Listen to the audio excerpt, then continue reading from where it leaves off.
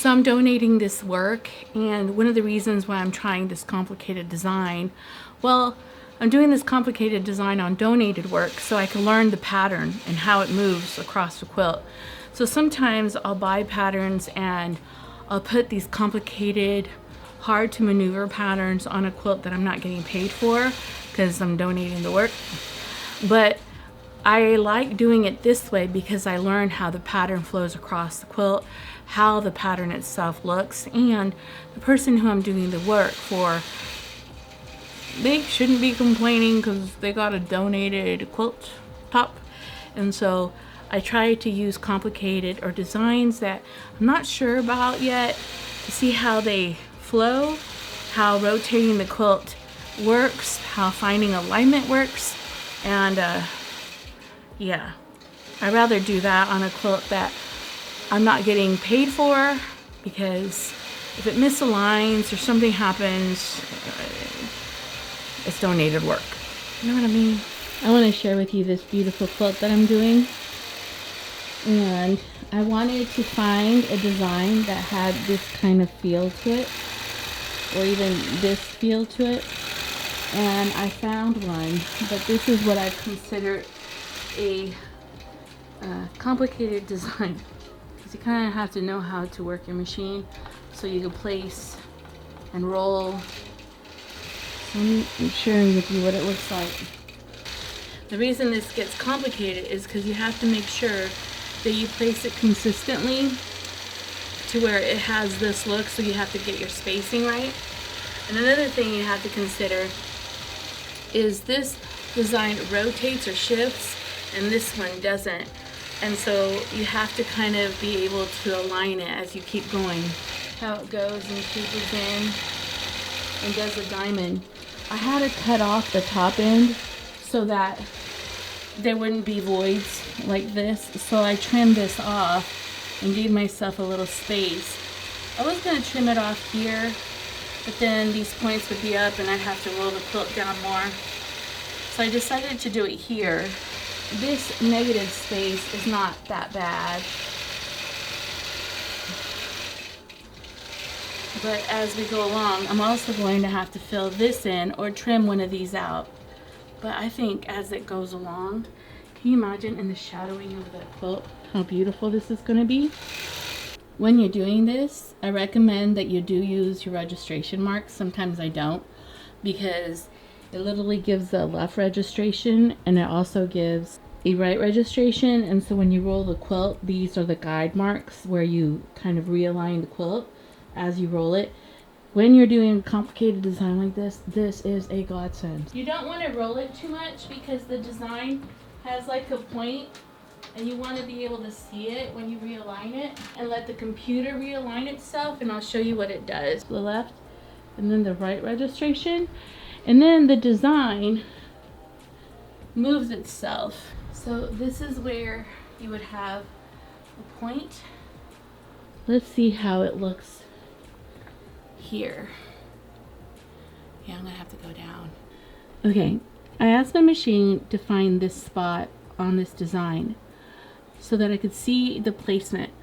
Kind of want to see them very close together, and I believe if I could get these spots together to line up with this, I could get the rest fitting beautifully. These are kind of like the registration marks that I'm going to use to know how it should place it on the long arm or on the quilt. Let me show you how that looks. But let me show you where this is on the quilt. It is right on the design. So meaning I need to roll this quilt upward so that I have maybe like a 1/2 inch space.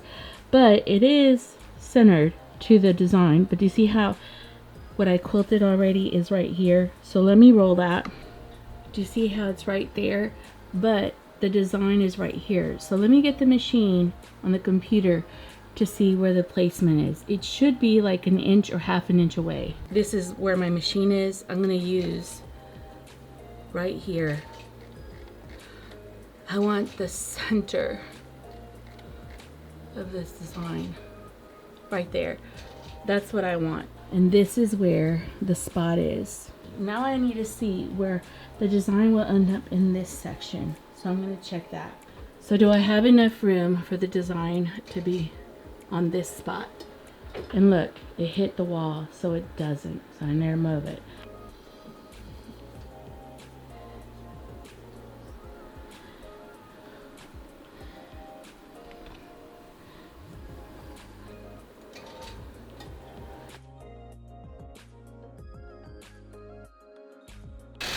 To do this successfully, if you want to make sure that this looks at least centered and your spacing, that it looks nice and clean.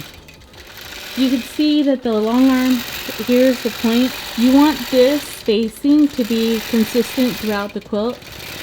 Now, the center is not perfect there, but it's okay. Visually, you can't tell it is not centered.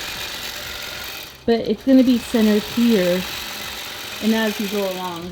I want to share another tip. Once you have this design and you have it kind of aligned and you like the way it looks, meaning this looks beautiful, the spacing, the way it rolled on the quilt, like this is the line, the next one you roll it, you want to give yourself a 1/2 inch on this line when you roll it. And then you know you can get the placing just right. So you're not having to figure out where to roll, where to unroll. And then when I roll this section, this line, I'm going to try to have it in the same spot, meaning this line. I'm going to try to place it in the same general area as I roll the quilt around. And then I know that I'm still going to have to check the center placement, but I know I don't have to kind of be rolling and unrolling the quilt to find out where this design will fit perfectly. Look how beautiful the design is. And the beauty of this, it doesn't take away from the quilt, and it goes with the quilt because this quilt already had a lot of this stuff in it. And I just found a version of it.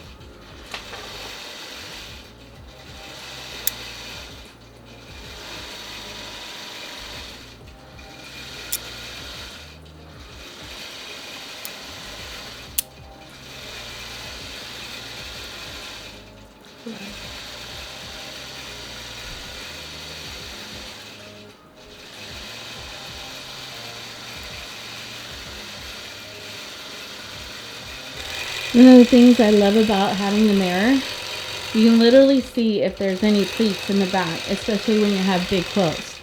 You can also see how the stitch looks. So the further you move back away, you can see if the quilt has pleats or not on the back fabric. So this is what this looks like. This is taking a while. It's taking a long time because of getting the exact placement. And it's not perfect in some areas, but it's a smidge off. The smidge is okay, like you can see right there. Right there. Right there. It's pretty good. But get ready to work. It's been a long day. I'm a little tired. That's what I look like, tired. I did 3 quilts today. So that's a good thing. Got them all done, and I got like 3 of them ready too for tomorrow.